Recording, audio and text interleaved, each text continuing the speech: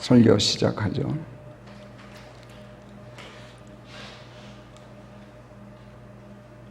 오늘은 아까 우리 묵상했던 시편 131편 말씀과 사도행전 17장 마지막 대목 16절부터 34절까지의 말씀을 본문으로 해서 너희가 주를 복되시게 하라라는 시리즈 설교 마지막이 되겠습니다. 바울이 데살로니가에서 야손의 집에 기거하면서 안식일마다 유대인들의 회당에 들어가서 예수님의 부활의 역점을 두고 복음을 전파했죠. 어디 가서나 복음을 전할 때 바울은 예수 그리스도의 부활의 역점을 두었어요. 다시 말해서 죽으신 예수가 아니라 사신 예수, 지금도 살아 활동하시는 영원한 생명으로 살아 역사하시는 예수님을 전파하는 데 역점을 뒀던 거죠. 원래 복음이란 그런 겁니다. 그분의 살아계심, 내 삶 가운데 직접 들어오셔서 활동하고 계신 예수 그리스도를 사람들이 믿고 받아들이고 의탁하고 밀착해 살 수 있도록 인도하는 것이 복음 전파의 핵심이죠. 유대인 종교인들이 들고 일어났어요. 그냥 들고 일어난 정도가 아니라 비열한 불량배들을 끌어들여서 패거리로 몰려다니면서 온 성읍에 소동을 일으키고 급기야 야손의 집에 쳐들어갔죠. 바울 일행을 끌어내려고. 바울이 만약 이때 그들을 손에 붙잡혔다라면 불량배들에게 맞아 죽었을지도 몰라요. 이 종교 집단의 폭력은 정말 무섭습니다.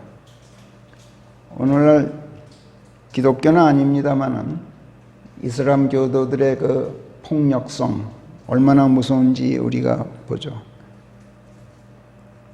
중세 암흑 시대에는 로마 가톨릭이 그 이상의 폭력을 휘둘렀습니다.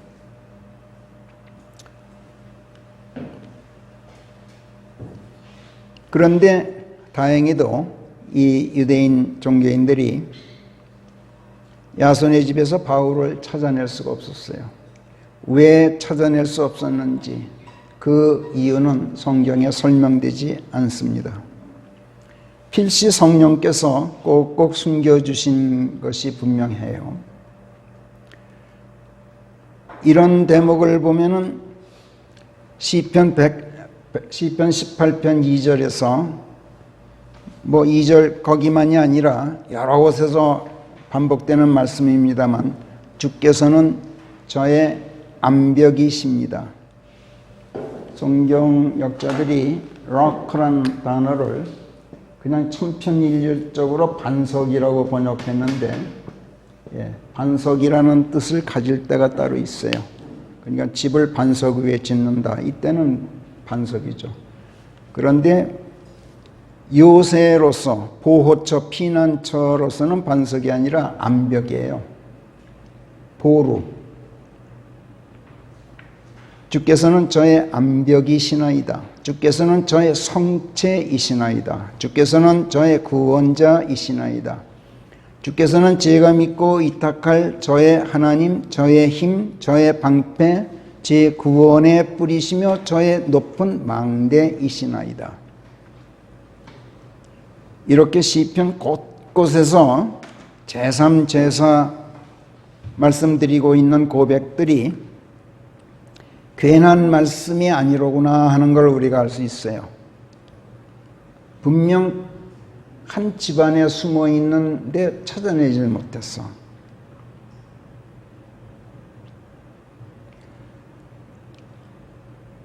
그래서 이런 그 시편 지금 방금 읽은 것과 같은 18편 2절 같은 말씀은 그냥 어떤 막연한 희망적인 기대를, 희망적인 바람을 그냥 이렇게 시적으로 표출한 것이 아니라는 것.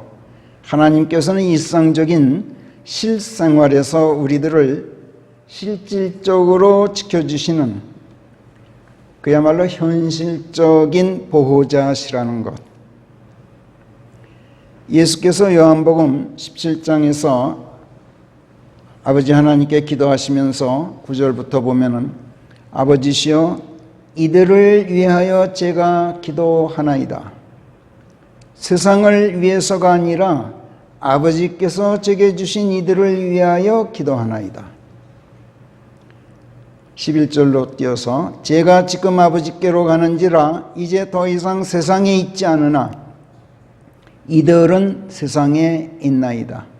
거룩하신 아버지시여 우리가 하나이듯 이들 또한 우리와 하나가 되도록 제게 주신 이들을 아버지 자신의 이름을 통하여 지켜주시옵소서.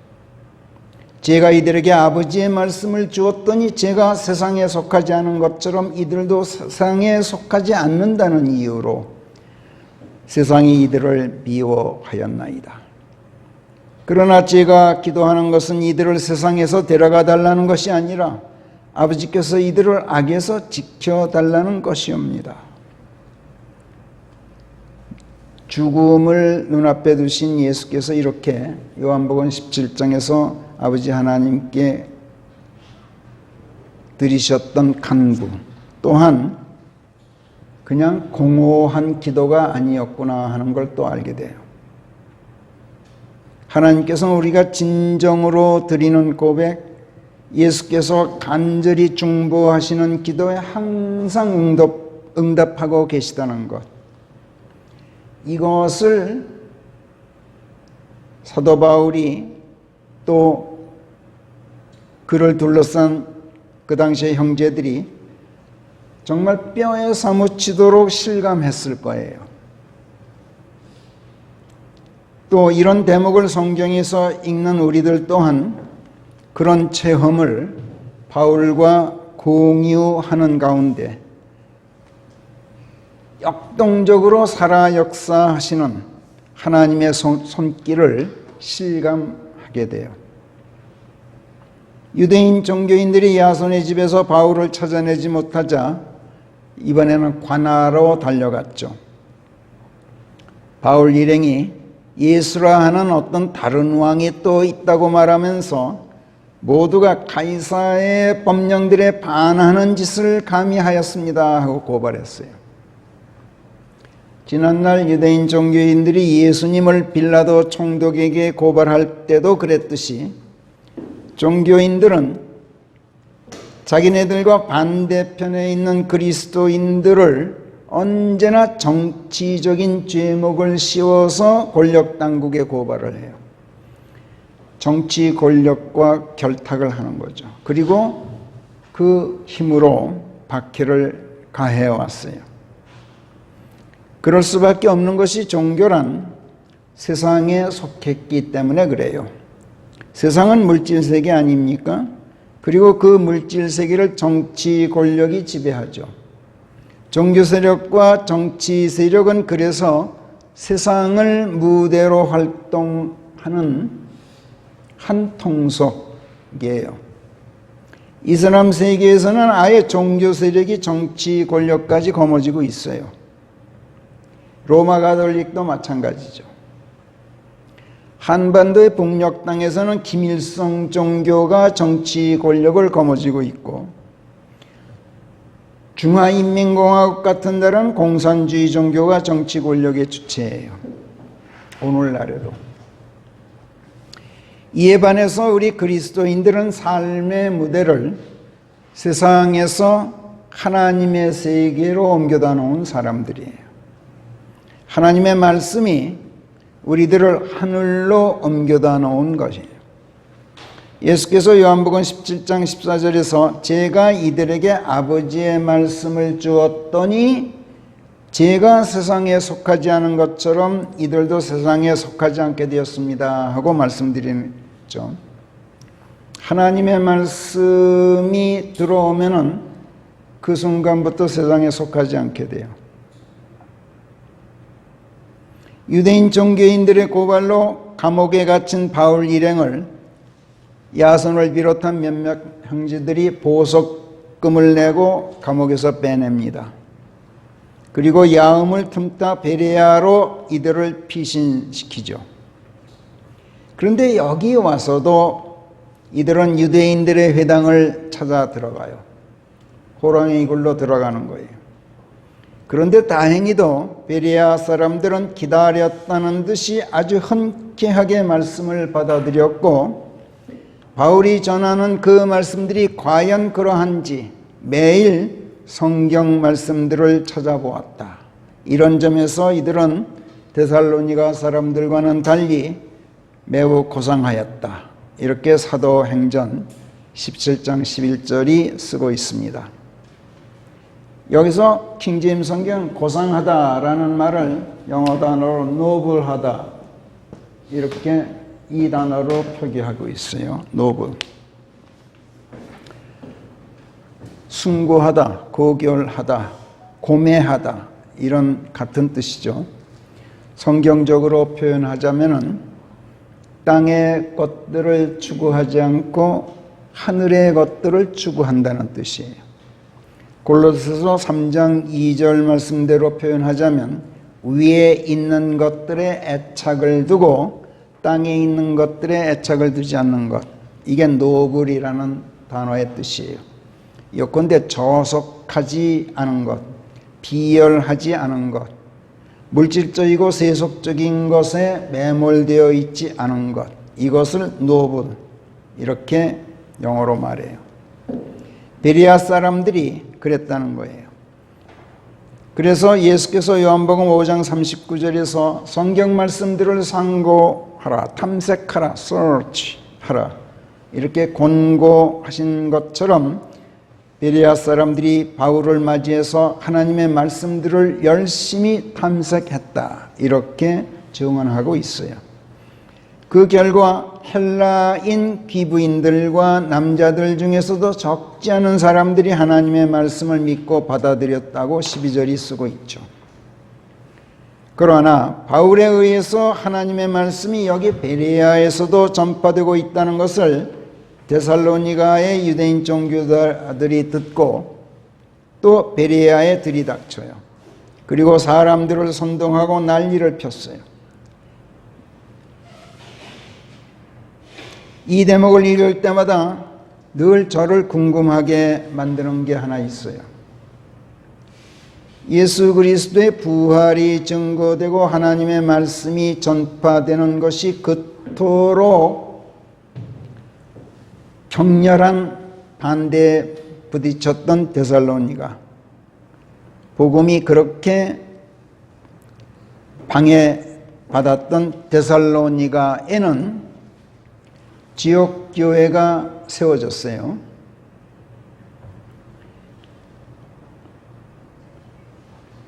그런데 이상하게도 위에 있는 것들에 애착을 두고 땅에 있는 것들에 애착을 두지 않았던, 그리고 성경 말씀들을 열심히 탐색했던 고상한 사람들이 많았던 베레아, 여기에는 지역교회가 세워졌다는 기록이 성경에 전혀 없어요. 왜 그럴까? 늘 저는 이것이 궁금해요.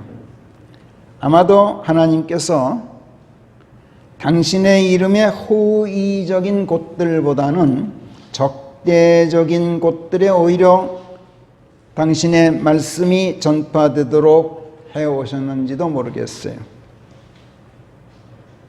아무튼 데살로니가에서 들이닥친 자들이 베레아에까지 와서 난동을 부리는 바람에 이곳 형제들이 실라와 디모데만 남겨두고 바울은 여차하면 바다로 도망칠 수 있도록 하려고 항구에 데려다 놓았어요. 그리고 결국 안내자들이 아테네로 바울을 데려다주고 떠났죠. 그 뒤 아테네에서 일어났던 일들을 성령께서 증언하고 계신 대목이 바로 사도행전 17장 16절부터 마지막 34절까지예요. 그런데 여기에서는 바울이 유대인들의 회당이 아니라 회당이 없었던 모양이에요. 아테네에는. 아테네 아레오파고의 마르스 언덕에서 바울이 당대의 히랍 철학자들을 모아놓고 하나님을 증거하고 설교한 것을 집중적으로 조명하고 있는 그런 대목이에요. 바울의 설교 내용을 보니까 그 골자가 이래요. 첫째, 헬라인들은 너무 미신적이다. 이런 신 저런 신 온갖 잡신들을 우상으로 만들어 놓고 숭배하는 것도 그렇지만 무엇보다 알지도 못하는 하나님을 알려고 베레아 사람들처럼 하나님의 말씀들을 열심히 탐색할 생각은 않고 미지의 신에게라는 위패를 하나 만들어 놓고 잡다한 우상신들의 제단에 올려놓고 경배한다는 것. 요컨대 하나님을 알지도 못하면서 알려고는 않고 그냥 알지 못한 채 섬긴다는 것. 즉 하나님을 미지의 신이라는 범주에 넣어놓고 섬기는 것. 이것이 미신이다. 이렇게 지적하고 있어요. 두 번째는 하나님께서는 만물의 창조자시기 때문에 만물의 주인이시다.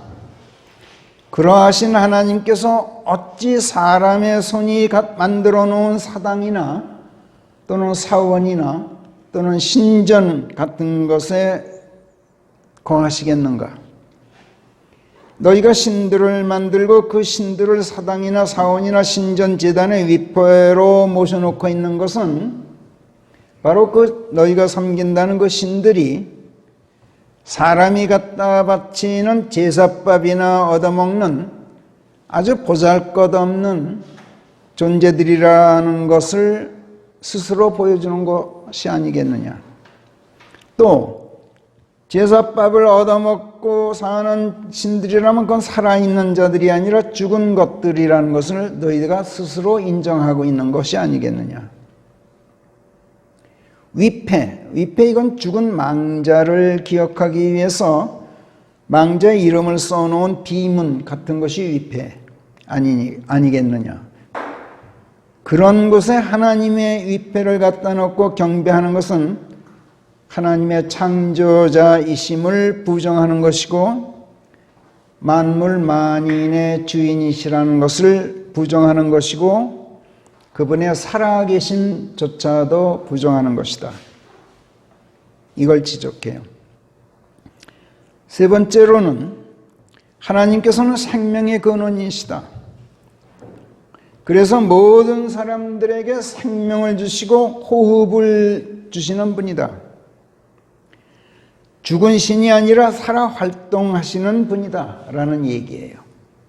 하나님께서는 또 사람들이 숨쉬고 살아가는 데 필요한 모든 것을 물질적으로나 정신적으로나 혼적으로나 이런 걸 주시는 분이다. 이걸 볼 때 하나님께서는 마치 무엇이라도 필요하다는 듯이 사람에게 손을 내밀고 사람 손이 갖다 바치는 것으로 경배받으시는 분도 절대로 아니라는 것을 우리가 분명히 알 수 있다. 하나님께서는 제사밥이나 얻어먹는 그런 저급한 우상신이 아니시다. 이런 얘기예요. 그 다음 네 번째, 하나님께서는 모든 민족들을 한 피로 만드시고 각 민족들이 살 주거지들을 결정해 주셨다. 또 인류가 어떤 시대를 살아가게 될 것인지 그 시대들이 오기도 전에 먼저 그 시대들을 확정해 놓으셨다. 말하자면 인류 역사를 친히 주관하고 계신다. 또 민족들의 삶을 경영하시는 그런 경륜자시다. 사람이 만드는 우상에 지나지 않는다면 또 살아있지 않은 신이라면 어찌 이런 일을 할 수 있겠느냐. 하나님께서는 인간 세상에 존재하는 수만 가지 것들, 인간이 이용하는 수만 가지 것들 중에 어느 한 요소가 아니라 수만 가지를 만드신 바로 그 주체이시고, 그 수만 가지를 운영하고 섭리하고 결말을 결정하시기까지 하시는 그런 주인이신 분이다. 이걸 역설했어요. 그 다음에 다섯 번째는 하나님께서는 각 사람들로부터 멀리 계신 것이 아니다. 그런데 마치 멀리 계신 것처럼 계신다. 멀리 계시지 않지만 멀리 계신 것처럼 계신다. 왜? 사람들로 하여금 당신을 찾도록 하시려고. 숨바꼭질 하듯이 찾도록 하시는 거예요. 찾되 산 넘고 바다 건너 멀고 먼 어딘가에서 찾는 것도 아니고, 저 멀리 하늘에 계신 분이니까 하늘에 유폐시켜 놓고 찾을 생각, 그런 생각 아예 하지 않도록 하시는 그런 하나님. 손으로 더듬어 찾기만 하면 찾아낼 수 있도록 하기 위해서 살짝 숨어 계신 하나님. 그런 하나님이시다. 그런데도 사람들이 그분을 찾지 않는다. 왜? 첫째는 게으르기 때문이다. 둘째는 자기보다 높은 존재를 자기 위에 두고 싶지 않기 때문이다. 셋째는 무엇이나 제 손으로 할 수 있다는 오만 때문이다. 그러나 하나님께서는 지극히 높으신 지존자이심에도 불구하고 이 낮고 낮은 인간 세상에 내려와 계신다. 그래서 누구라도 도움받고자 겸손한 마음으로 그분께 부르짖으면 그의 앞에 얼른 나타나시려고 가까이 계시는 것이다. 그러하신 하나님이라면 이것은 그분께서 살아계시다는 증거가 아니고 무엇이겠느냐, 이런 뜻으로 설교를 했어요. 그리고 여섯 번째는 이런 사실은 모든 사람들이 다 알고 있는 사실이다. 우리 역시 그분의 자손이로다. 우리는 정녕 그분 안에 살고 움직이나니 우리의 존재가 그분 안에 있다 하고 그대들의 시인들 중 누구도 말하지 않았느냐. 여기서는 이름이 거명되지 않습니다만 지금 이 설교를 듣고 있는 철학자들보다 약 600년 전에 살았던 히랍의 유명한 철학자가 있어요. 에피메니데스라고. 그러니까 소크라테스, 플라톤, 아리스토텔레스 이런 7대 현인 중에 한 사람. 그 사람이 한 말이에요.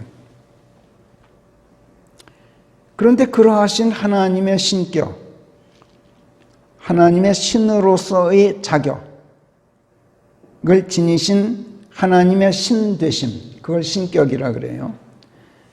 그 신격이 어떻게 사람이 그 안에서 사람의 손재주로 만든 형상들과 동일시할 수 있단 말이냐.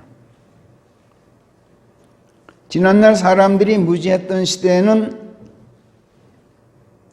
사람들이 하나님을 그렇게 취급해도 하나님께서 눈 감아 주셨다. 그러나 지금 이 시대는 그런 시대가 아니다. 그 시대는 이미 끝났다. 하나님께서 친히 사람의 육신을 입고 사람이 되셔서 당신 자신의 모습을 몸소 드러내 보여주셨기 때문이다. 그리스도 예수가 바로 그분이셨다. 그분께서 하나님이시라는 것은 부활을 통해서 그분께서 죽은 자들로부터 다시 살아 일어나심으로써 확증된 사실이다.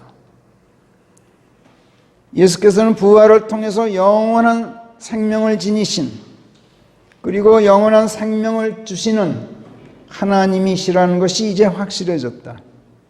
그러니 그러하신 하나님을 알고 믿고 그분께 안겨서 죄의 종된 굴레를 벗고 죽음의 속박에서 벗어나 영원한 생명 안으로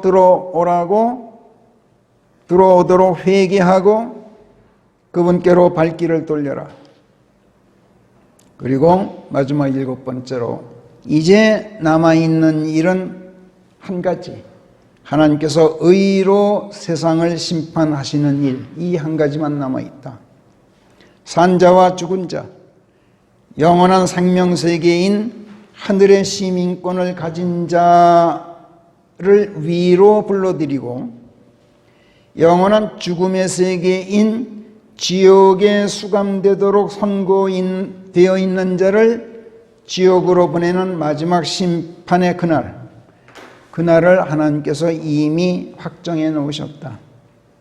그리고 누구든지 예수 그리스도 안에 있으면 멸망하지 않고 영원한 생명을 선물로 주실 것을 지금 계속 복음을 통해서 선포하고 계시다. 아직 때가 늦지 않았으니 어서 예수 그리스도께로 발길을 돌리라. 이렇게 지금 하나님께서 촉구하고 계신다. 이렇게 바울의 설교를 7가지 내용으로 요약할 수 있어요. 자, 그런데 이런 내용으로 된 바울의 설교를 이렇게 자세히 기술화하고 있는 사도행전 17장의 이 대목, 후반부, 이 대목이 시편 131편과 어떤 연결고리로 연결되어 있기에 서로 맥이 상통하는 것일까?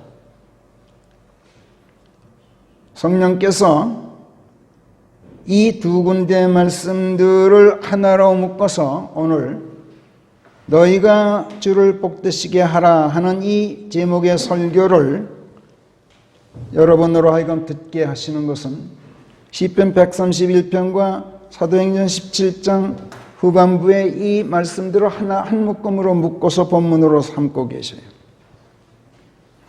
어떤 연결고리로 연결되는지 얼른 보면 여러분들 찾기 힘들 거예요. 시편 131편 아까 우리가 읽었습니다마는 1절에서 뭐라 그래요? 주여 제 마음은 오만하지 않습니다. 이렇게 말해요.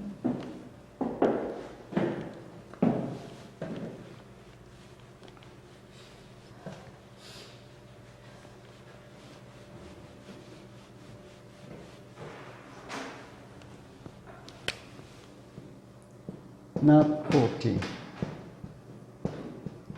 오만하지 않습니다. 오만.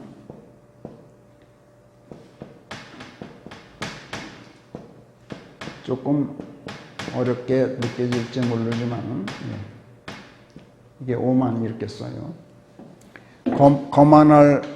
거만하다는 오자, 거만할 오에 이거 무슨 만인지 아세요? 참 한자가 재밌어요. 게으를 만자예요. 교만도 마찬가지. 교만은 말맞자 옆에 이렇게 써요. 이게 원래 높을 꽃자예요. 높을 꽃자인데 사람이 몸을 구부리고 있는, 허리를 이렇게 구부리고 밑을 바라보고 있는, 내려다보고 있는 모습을 형상화한 것을 높을 꽃자 위에다가 같이 붙여놓은 거예요. 그러니까 사람이 높지도 않으면서 말 타고 높은 척하는 거, 말에 올라앉아서 이렇게 땅을 이렇게 내려다보고 있는 모습이 교자예요. 그리고 만자도 마찬가지예요. 게으를 만자예요. 교만하고 게으르다하고 어떻게 연결될까요?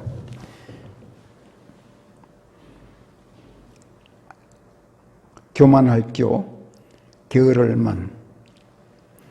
높지도 못하면서 말 위에 올라앉아 목을 구부리고 아래를 내려다보고 높은 척 하는 거짓된 모습을 나타낸 게 교만할 교자인데, 얼마나 높아지고 싶으면 그렇겠어요, 인간이. 그러면 정말로 높아지기 위해서 노력해야 될 거 아니야. 근데 게을러서 그건 안 해요. 그리고 말 위에 떡 올라앉아서 높은 척해요. 그래서 게으를 만자고 같이 쓰는 거예요.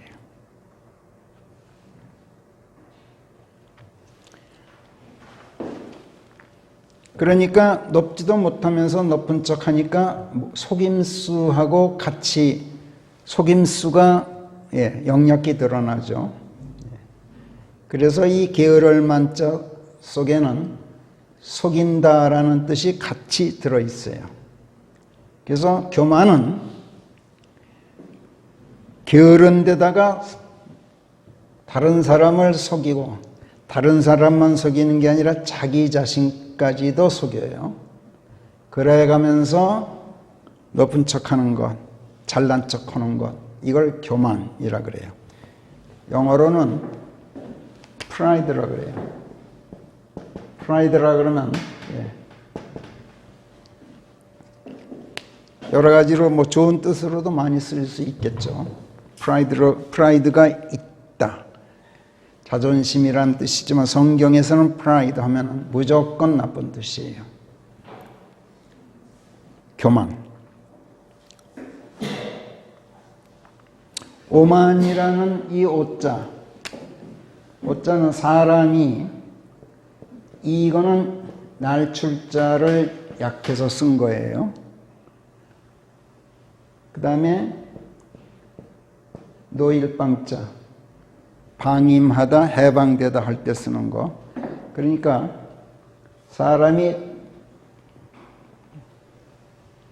우리에 갇혀 있지 않고 제멋대로 쏘다니면서 밖으로 나도는 형상을 그린 것, 이것이 바로 거만할 오자예요. 밖으로 나다니면서 뭘 하느냐면 잘난 척하면서 이런 말 저런 말 함부로 찌꺼려대며 다니는 것, 이게 거만할 오자예요. 거만할 오자. 거만하다라는 글자는 또 어떻게 쓰느냐면 이렇게 써요. 거만할 거. 사람이 이 글자는 살 것자지만 사실은 책상다리하고 앉아있는 모습을 형상화한 글자예요. 책상다리하고 수염을 쓸어내리면서 거드름 피우는 모습, 사람이 잘난 척하는 형국을 나타낸 글자예요. 어찌됐든 교만이든 오만이든 거만이든 남을 업신여기고 멸시하는 것을 뜻하는데 공통점이 다 뭐냐? 게으를 만자를 쓴다는 거예요. 남을 속인다는 점과 게으르다는 점, 이게 교만이든 오만이든 거만이든 다 공통점이에요. 정말 잘나서 잘난 척하는 게 아니라 못났기 때문에 그것을 숨기려고 잘난 척하는 것. 잘나고 싶으면 잘나려고, 잘나기 위해서 힘써 노력해야 될 텐데 그러지는 않고 게을러서 잘난 척하는 것.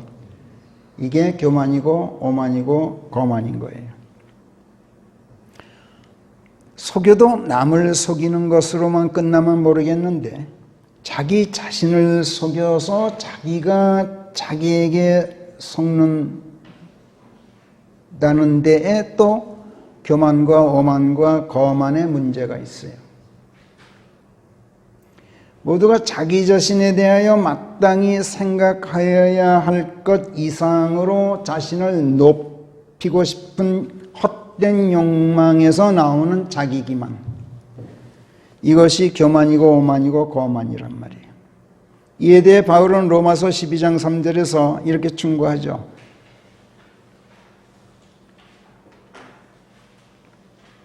자기 자신을 마땅히 생각해야 할 것 이상으로 높여 생각하지 말고 하나님께서 각 사람에게 나누어 주신 믿음의 분량에 따라 냉정하게 생각하라. 이렇게 충고해요. 쉽게 말해서 자기 분수를 알라는 얘기예요. 믿음의 분량, 이건 바꿔 말하면 능력의 분량이라는 뜻이에요.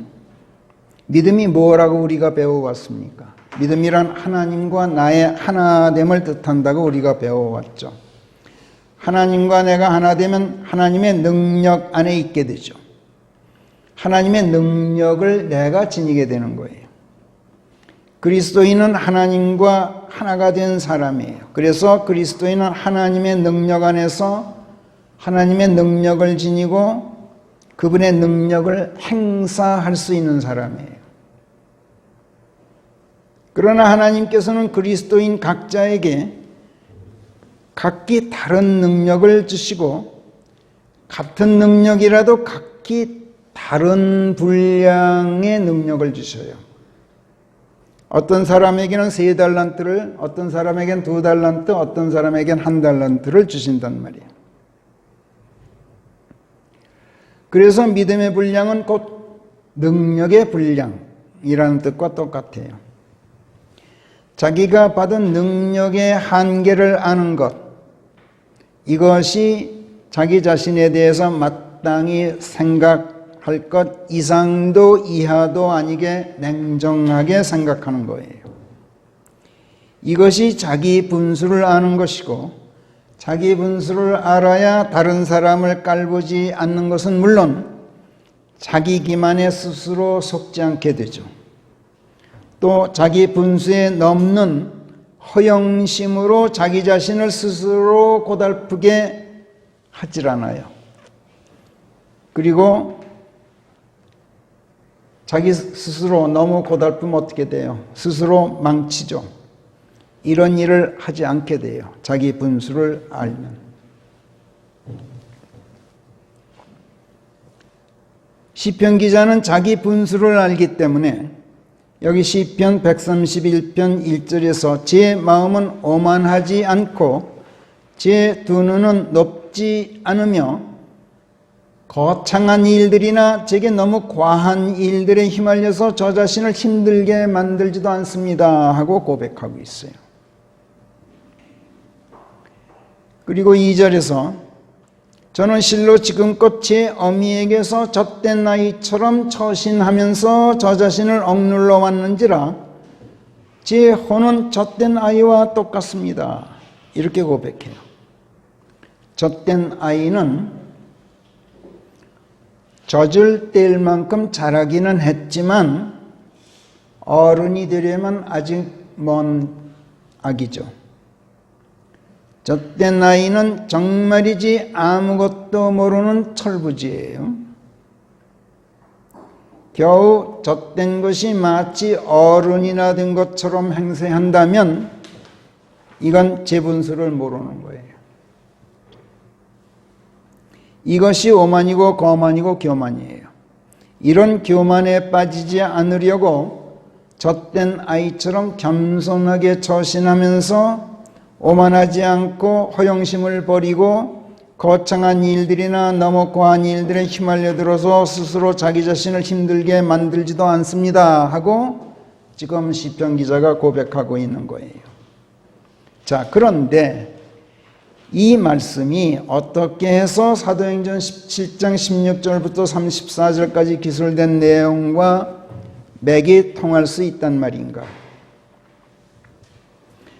자, 바울의 설교를 통해서 예수님의 부활에 대한 증언을 듣자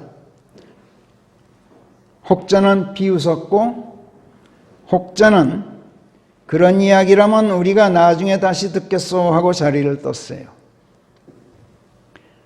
세상과 그 안에 만물을 지으신 하나님, 하늘과 땅의 주인이신 하나님, 모든 사람들에게 생명과 호흡과 또 필요한 모든 것들을 주시는 하나님, 인류의 모든 민족들이 온 지면에 살도록 한 피로 만드시고 시대들을 손수 확정하시고 민족들이 살 경계들을 친히 확정해서 구획을 나눠 주셨고, 이로써 인류 역사를 주관하고 경영하시는 하나님, 우리 존재 자체가 그분 안에 있어서 그분 안에 살고 그 안에서 움직이는 그러하신 하나님이신데, 그런 분 앞에서 저희들이 뭐 그렇게 대단한 존재들이라고 비웃고 자기 자신을 내려놓지 않았을까? 오만했기 때문에, 거만하고 교만했기 때문에 그랬단 말이에요. 어서 회개하고 하나님께로 발길을 돌려라, 심판의 날이 정해져 있다 하고 경고하는데도 그랬어요. 그것도 우매한 그런 천민들이 아니라 지혜 있다는 당대 최고의 지성인들인 철학자들이 지혜 분수를 몰랐단 말이에요. 그래서 그 다음 구절에 보면은 바울이 그들에게서 떠났다라고 성령께서 쓰고 계셔요. 바울이 떠났다는 것은 성령께서 떠났다는 뜻이고, 하나님의 말씀이 떠났음을 말하고 구원이 떠나고 영원한 생명이 날아갔다는 뜻이에요. 교만한 사람들에게서는 성령께서 떠나셔요. 그런데 그런 중에도 마지막 절에서 성령께서 이렇게 증언하셔요. 몇몇 사람들은 믿고 그분께 밀착하였으니 아레오파고 사람인 디오니시오와 다마리라 이름하는 여인이 그 가운데 있었다. 그리고 그 밖에 사람들이 또 이들과 함께 하였다. 이렇게 증언하셔요. 예수 그리스도를 믿고 그분께 밀착했다. 이 말은 교만과 오만을 버리고 겸손하게 자신들을 내려놓고 주 하나님께 모든 것을 맡겼다. 이런 얘기예요. 시편 131편 3절에서 이스라엘아, 이제부터는 언제까지나 주를 믿고 그분께 맡기도록 하라, 이렇게 권고하는 말씀에 순종했던 거예요. 디오니시오나 다마리를 위시한 몇몇 사람들이, 바로 이것이 시편 131편과 사도행전 17장의 이 대목을 잇는 연결고리예요. 두 곳의 말씀들이 바로 이 연결고리로 이어져서 맥을 같이 하는 것인데, 성령께서 오늘 이 두 곳 말씀들을 하나로 묶어서 너희가 주를 복되시게 하라라는 제목으로 지금 성경 말씀들을 증거하고 계셔요. 그 이유는 이제부터는 언제까지나 주를 믿고 그분께 맡기도록 하라라는 그 권고가 어떤 사람의 입에서 나왔는가를 지금 우리로 하여금 깊이 생각해 보도록 인도하시기 위함이에요. 시편 기자가 여기 3절에서 이제부터는 언제까지나 주를 믿고 그분께 맡기도록 하라, 이렇게 권면을 하는데, 그러기 전에 먼저 1, 2절에서 뭐라고 고백했습니까? 주여, 제 마음은 오만하지 않습니다. 제 두 눈은 높지 않습니다. 그래서 거창한 일들이나 제게 너무 과한 일들에 휘말려 들어서 저 스스로를 힘들게 만들지 않습니다.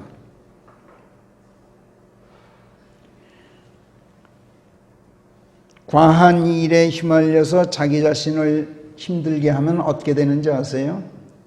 즉각적으로 나타나는 게 거짓말이 나와요. 할 수 있다는 듯이. 굉장히 위험해요. 그래서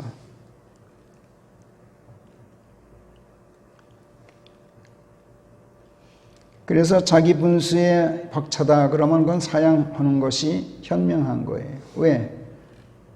자기를 스스로 거짓말쟁이로 만들게 돼 있어요. 저는 이 구절을 읽으면서 이 나라의 현재 대통령을 자꾸 생각하게 됐어요.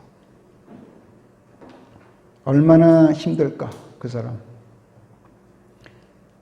자기 분수에 너무 과한 일들에 좀 휘말려서 얼마나 고통스러울까. 그게 기도했어요.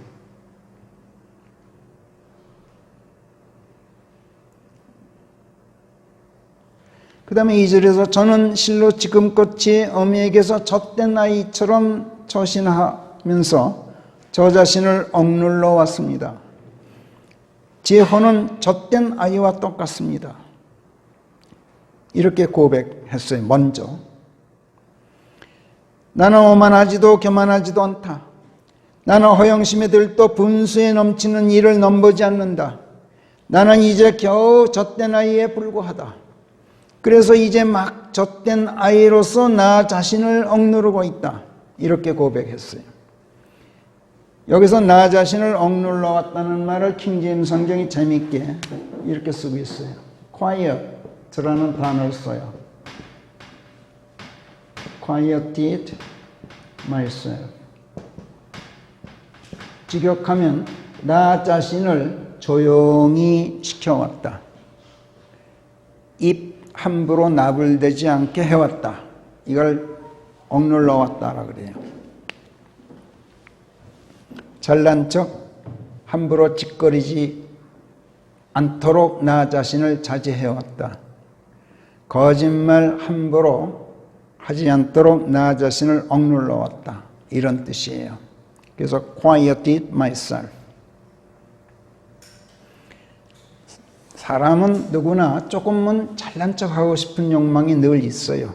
그거를 억제하는 것이 바로 quieted myself예요. 젖된 아이답게 젖된 아이 그대로 자기 자신을 하나님과 사람들 앞에 그대로 드러냄으로써 남을 속이고 하나님을 속이고 자기 자신을 속이는 짓은 하지 않았다라는 고백이에요.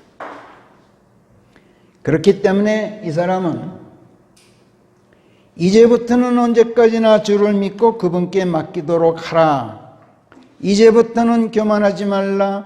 이제부터는 주 예수 그리스도의 부르심 앞에서 너 자신을 내려놓으라. 그분을 믿고 그분의 품에 안겨 그분께 밀착하여라. 이렇게 권고할 자격이 있는 사람이에요. 이런 자격을 갖춘 사람이라면 사람들이 그 사람은 볼 때 그 사람에게서 위대하신 하나님을 보게 돼요. 그리스도의 향기를 맡아요. 그리고 그가 전파하는 하나님의 말씀에 쉽게 설복당하게 돼 있어요. 그래서 오늘 성령께서 지금 우리들로 하여금 이런 사람이 되어라 라고 권면하고 계신 거예요. 이제 막 젖을된 아이. 두 가지 의미가 있어요. 하나는 젖먹이는 아니다 이런 얘기예요. 예? 젖을 뗐으면 젖먹이는 이미 벗어났잖아요. 그렇다면 하나님의 말씀들을 증거하고 사람들에게 전파할 수 있게 되었다. 이런 말씀이 우선 들어가 있어요. 그러니 계제가 좋든 계제가 나쁘든 즉석에서 하나님의 말씀을 전파하라. 그러나 이제 갓 젖된 아이에 지나지 않음을 결코 망각하지 말아라. 그리고 교만하지 말라. 교만, 아까도 말씀드렸듯이 교만은 사람을 속이는 거예요. 사람을 속이면서 어떻게 예수 그리스도를 증거하고 그분의 영광을 선양하고 하나님을 복되시게 할 수 있겠느냐. 예수께서는 오만하지 않은 겸손한 사람에게서 드러나신다. 그러므로 너 자신부터 하나님의 말씀 앞에서 너 자신을 내려놓고 예수 그리스도의 품에 안겨서 그분께 단단히 밀착해 있으라. 그런 가운데 모든 것을 하나님께 맡기고 있으라. 그런 자로서 그분을 증거하고 하나님의 말씀을 전파하라. 지금 성령께서 이것을 우리에게 권고하고 계신 거예요. 복음 전파의 최대 걸림돌은 교만이에요. 근데 사실 세상 일을 성경만이 아니라 그냥 일반 세상 일을 보더라도 그래요.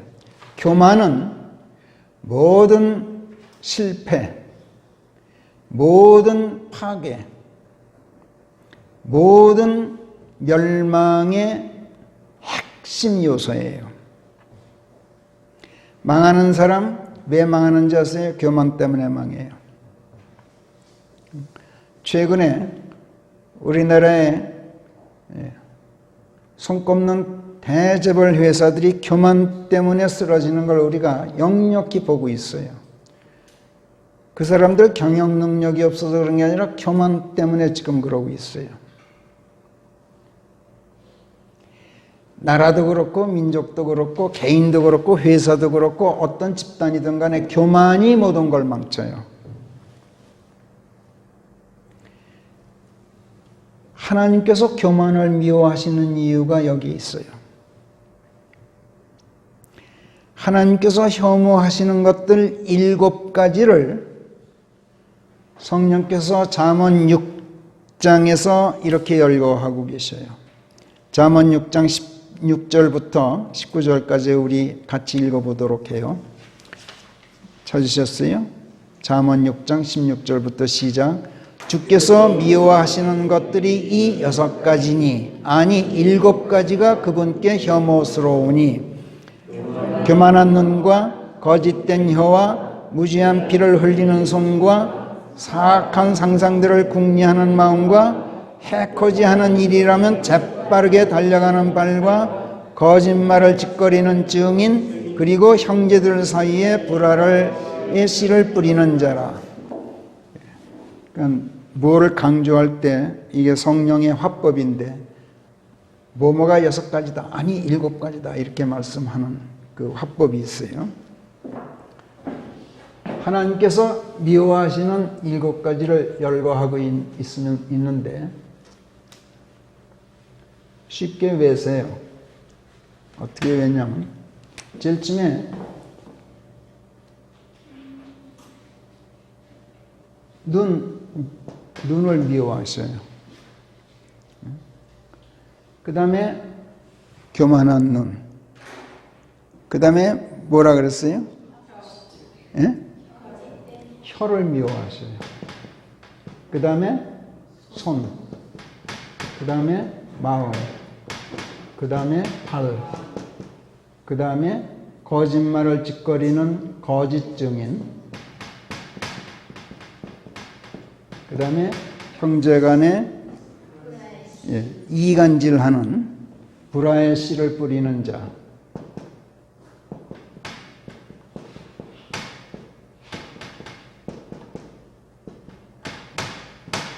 이렇게 7가지를 하나님께서 혐오하신대요.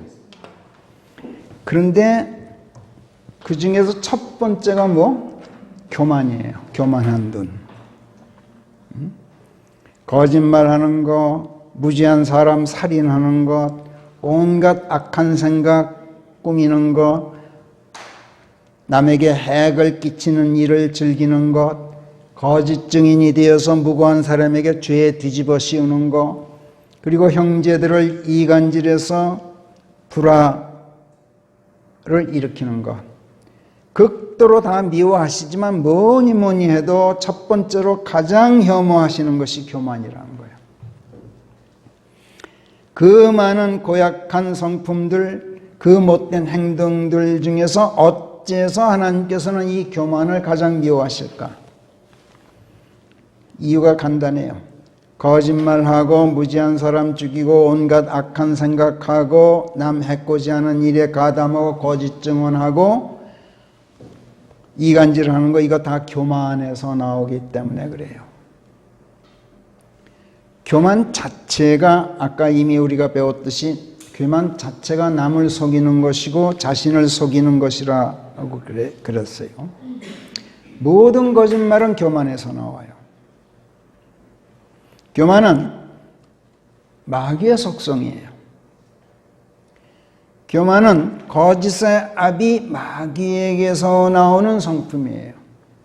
하나님께서 교만을 혐오하시고 반드시 응징하시는 이유가 이거예요. 성경에 보면은 다른 모든 것은 하나님께서 용서하시는데 교만은 용서하시질 않아요. 반드시 멸하셔요. 왜? 마귀의 속성이라 그래요. 에스겔서 28장 3절에 교만이 마귀의 속성이라는 것을 아주 여실하게 드러내는 그 말씀이에요. 에스겔서 28장 3절부터 우리 길지만 좀 같이 읽어요. 이사야서 14장과 함께 성경에서 사탄, 마귀를 탄핵하는 아주 유명한 대목이기 때문에 꼭 기억해 두셔야 할 부분이에요. 3절부터 시작. 보라, 다니엘보다도 내가 더 지혜로워서 사람들이 내게 숨길 수 있는 비밀이 없나니 내 지혜와 내 명철을 가지고 내가 부를 얻었고 네 보고에 은금을 쌓았느니라. 너의 대단한 지혜와 네 교육으로 내가 네 부를 늘렸나니 네 재물 때문에 내 마음이 높아졌느니라. 그러므로 주 하나님이 이같이 말하노라.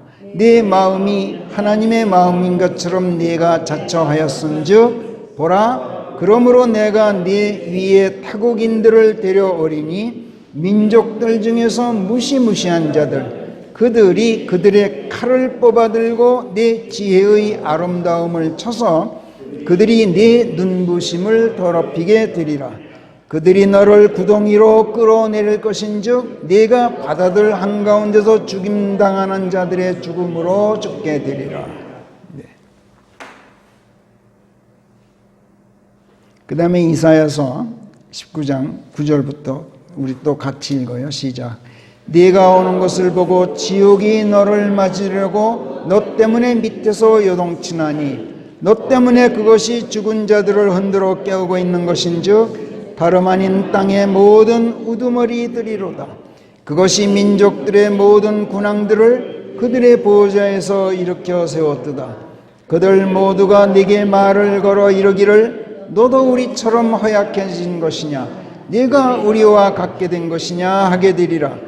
네 영화가 음부로 끌어내려졌나니 네 현금들의 요란한 소리가 멈췄고 벌레가 네 아래에 퍼져 있어 그 벌레들이 너를 덮도다. 오 아침의 아들 루시퍼야, 네가 어찌 하늘에서 떨어졌는가? 민족들을 꼼짝 못하게 하던 내가 베어져 넘어져 땅에 나뒹굴다니 이 어찌된 일인가? 이는 내가 네 마음속으로 말하기를 내가 하늘로 올라가리라. 내가 내 보좌를 하나님의 별들 위로 높이리라. 내가 또한 북녘 끝자락 그 회중의 산에 앉으리라 하였으며 내가 구름들의 높은 곳들 위로 올라가리라. 내가 그 지존자같이 되리라 하였음이라. 그래 보았자 너는 여전히 지옥으로 끌어내려져 그 구덩이의 구석자리에 처박혀 있게 되리라. 교만에 대해서는 하나님께서는 용서가 없어요.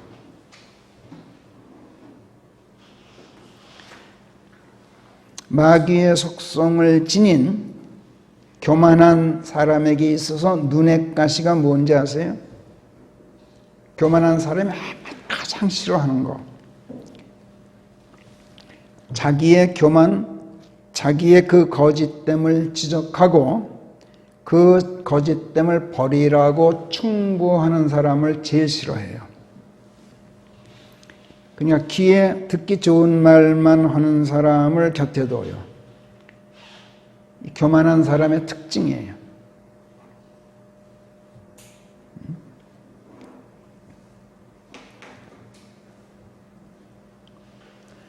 설령 누가 자기의 교만을 지적하고 충고하지 않더라도 교만한 사람에게는 그렇지 않은 사람이 눈에 가시로 보여요. 무지한 사람, 겸손한 사람 보면 그 자체가 자꾸 자기와 비교되기 때문에 그 눈의 가시처럼 여겨져요. 그래서 교만한 사람은 이런 사람을 증오하다 못해 죽이기까지 해요. 교만이 무지한 피를 흘리는 거예요. 지난날 유대인 종교인들이 이 교만에서 나온 증오심으로 수많은 하나님의 사람들을 죽였죠. 이런 자들에게 하나님께서 당신의 사람들을 더 보내셔요. 교만한 사람들에게는 하나님의 사람들을 선지자들이든 사도들이든 더 많이 보내셔요. 아까 데살로니가 그토록 복음을 방해하는 자들이 많았던 거기에는 지역교회가 세워졌는데 그렇게 하나님의 말씀을 기다렸다는 듯이 바울을 맞아들여서 성경을 열심히 탐색했던 베레아 사람들의 고장에는 지역교회가 없었다. 이게 바로 그런 증거야. 그런 것보다는 오히려 아주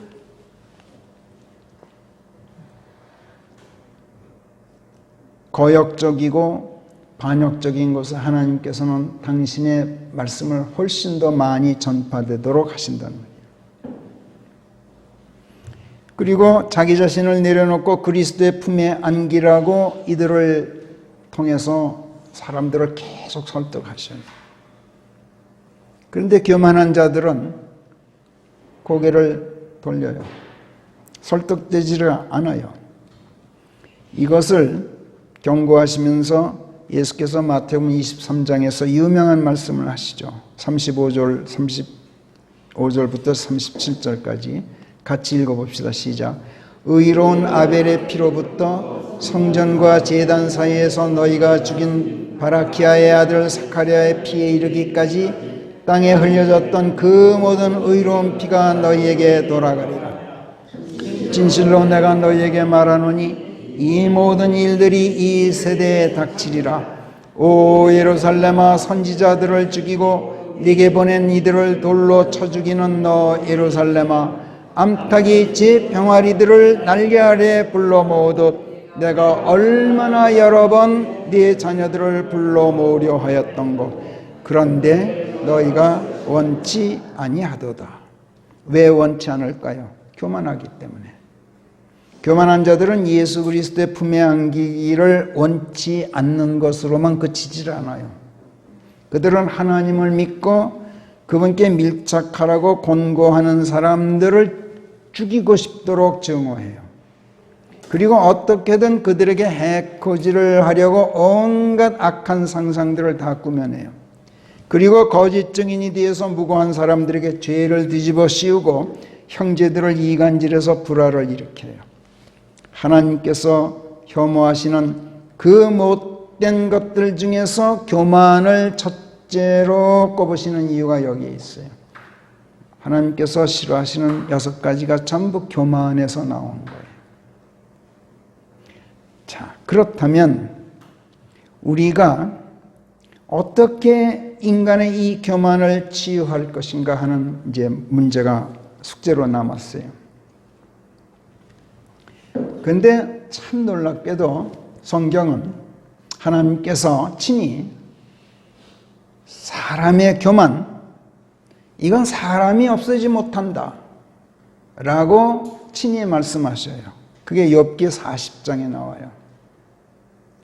네가 사람의 교만을 치유해? 너 불가능해. 사람의 교만을 만약 누가 없앨 수 있다면, 그렇다면 그는 자기 자신도 구원할 능력이 있다고 내가 인정하겠다고까지 말씀하셔요. 욥기 40장 9절부터 14절까지예요. 같이 읽어요. 시작. 네가 하나님과 똑같은 팔뚝을 가졌느냐? 아니면 네가 하나님처럼 음성 하나로 천둥을 칠 수 있느냐? 지금 당장 네 몸을 존엄과 빼어남으로 꾸미고 영광과 아름다움으로 네 몸을 치장해 보아라. 네 진노의 격정을 내뿜어 보아라. 모든 교만한 자들을 일일이 다 보고 그 하나하나를 다 깎아내려 그를 창피스럽게 만들어 보아라. 교만한 자들 하나하나를 자세히 보고 그들을 남김없이 다 땅에 낮추고 그 사악한 자들을 그들의 처소에서 짓밟아 보아라. 그들의 얼굴들을 배로 싸매어 안 보이는 흙 속에 그들을 모조리 다 숨겨 보아라. 그러면 나도 너 자신의 오른손이 너를 구원할 수 있음을 시인하겠노라. 어디 한번 해봐, 네가. 그러면 내가 너를 구원자로 내가 인정할게. 사람의 교만을 응징할 만한 힘 있는 그 팔뚝이 인간에게 있느냐? 없다. 그런 힘은 나 하나님의 팔뚝만이 가지고 있다. 사람의 교만을 질책하고 따끔하게 혼내줄 만한 음성이 인간에게 있더냐? 없느니라. 그 호령 소리는 오직 나 하나님에게만 있다. 천둥 같은 호령으로 교만을 질책하고 꾸짖을 수 있으려면 하나님과 똑같은 존엄성과 영광이 있어야 하고 하나님과 같이 완전함에서 나오는 어떤 빼어난 아름다움이 있어야 하는데 비속한 인간에게서 이런 것을 기대할 수 있겠느냐? 사람의 교만에 진노하고 그 진노의 격분을 터뜨릴 수 있다면, 내뿜을 수 있다면 그건 인간이 아니라 나 하나님이다. 뒤에서 흉보고 안 보는 데서 손가락질은 너희가 잘한다.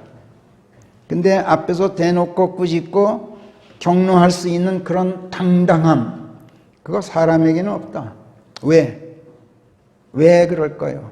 겁이 많아서? 아니요. 자기 자신부터가 그렇기 때문에 그렇단 말이에요. 인간은 누구나 다 교만하기 때문에 남의 교만을 꾸짖고 충고할 수 있는 그런 처지에 있질 못해. 자기 자신부터 남 못지않게 거짓 투성이인데다가 속이는 데만 능한데 어떻게 내가, 물론 그런 뻔뻔스러운 사람도 없는 건 아니지만, 그러나 그런 당당함은 오직 내게만 있다. 교만한 자 하나하나를 일일이 다 보고 그 속임수 하나하나를 일일이 다 헤아려서 그것을 지적하고 창피를 줄 능력, 그거 인간에게는 없다. 그렇다가는 오히려 반격을 당해서 네가 오히려 코너에 몰린다.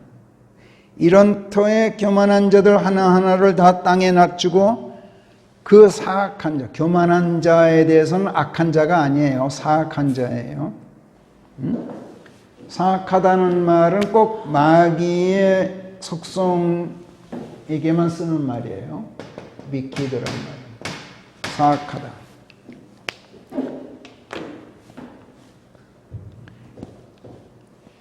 그런 교만한 자, 그 사악한 자들을 처소에서 짓밟을 수 있는 능력, 그게 인간에게 어찌 있겠으며, 그런 자들을 응징해서 처벌하고 죽이고 염까지 해서 땅에 묻어버릴 수 있는 힘이 인간에게 있겠느냐? 그래서 인간들이 이런 힘을 두려워해서 인간들이 너를 보고 교만을 벌일 수 있겠느냐? 없다. 이것은 오직 나 하나님만이 할 수 있는 일이다. 왜냐? 거짓 없고 속임수가 없고 교만하지도 않고 교만할 필요도 없는 존재는 오직 나 하나님뿐이기 때문에 그렇다. 이렇게 말씀하고 계신 거예요. 그래서 교만을 인간이 치유한다? 이거 안 된다. 교만을 내가 다른 사람의 교만을 치유한다고 나섰다가는 분쟁만 생기게 돼 있잖아요.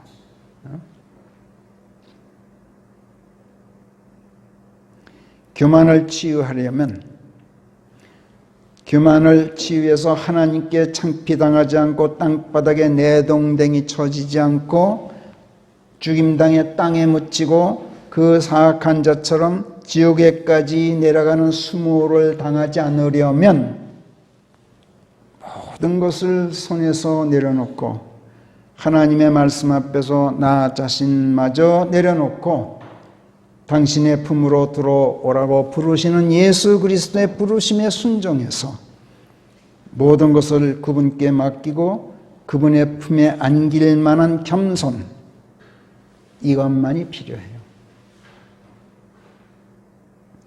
교만은 겸손이 치유해요. 그런데 그 겸손은 사람에게서 나오는 게 아니에요.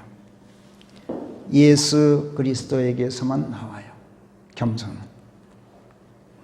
예수께서는 죽기까지 순종하신 참으로 겸손하신 분이셨어요. 사람의 겸손은 참 무서워요. 사람은 교만을 겸손으로 가장하기까지 해요. 이게 마귀의 속성이에요. 겸손한 태도 속에 교만이 들어있단 말이에요. 며칠 전 광화문 내거리에서 그 이름이 뭐더라? 한국진보 무슨 연합인가 하는 거기서 대회를 열었는데 북한의 김정은 그 토론회도 하고 세미나까지 열었더라고. 신문에 보니까 김정은을 찬양하는 집회를 열었어요. 근데 가장 그들이 내건 슬로건 중에 그냥 뭐 막연히 위대하다 뭐 이런 게 아니라 겸손하다 이거야. 김정은더러 겸손하다는 거야. 그 예를 들었는데 문재인 대통령 만났을 때 나라는 말을 안 쓰고 저라고 항상 했대. 그리고 그 좋아하는 담배도 이렇게 피질 않았대. 얼마나 겸손하냐. 이처럼 인간은 교만을 겸손으로 감춰요. 그래서 인간에게서는 인간의 겸손이란 참 거짓된 거예요. 겸손은 예수님께서만 나와요. 하나님께서 교만한 자를 미워하시고 겸손한 자를 사랑하시는 이유는 겸손이 당신의 아들에게서만 나오는 것이기 때문에 그래요. 교만에 대한 질타, 충고, 경고, 실로 성경에 넘쳐납니다. 그 말씀 몇 군데를 더 찾아 읽는 것으로 오늘 설교를 마치겠어요. 근데 시간 관계로 같이 찾아 읽는 것도 오늘 줄이겠어요.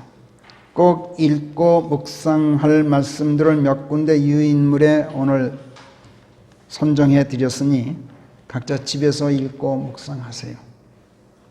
한 군데만 같이 읽고 마치죠. 이사야서 57장 14, 15, 16절입니다. 같이 읽읍시다. 너희야 길을 닦아라. 너희야 길을 닦아라. 대로를 준비하라. 네 백성의 길에서 걸림돌을 드러내어라. 거기까지만 우선. 침례인 요한이 예수 그리스도의 길을 예비한 선지자였죠. 마지막 선지자. 근데 그 말을 여기서 하고 있어요. 길을 닦아라. 주께서 오신다. 네 백성의 길에서 걸림돌을 치워 없애라.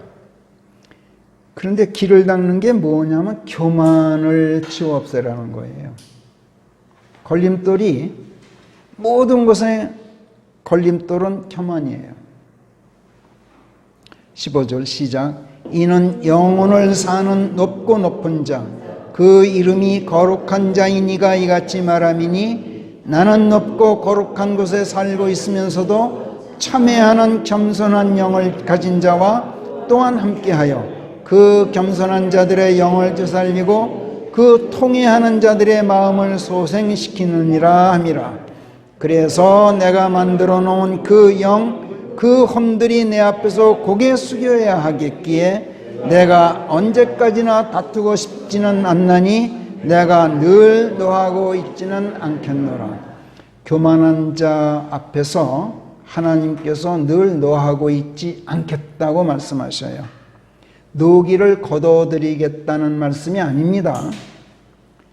끝장내겠다는 말씀이야. 언제까지나 내가 네 교만을 놓고 내가 다투겠느냐. 아예 끝장내고 말겠어. 더 이상 내가 노하기를 계속하고 있지 않을 거야. 하나님의 말씀 앞에서 고개 숙이지 않는 교만한 마귀의 영과 언제까지나 다투고 싶지가 않다. 나는 내가 늘 노하고 있지는 않겠다.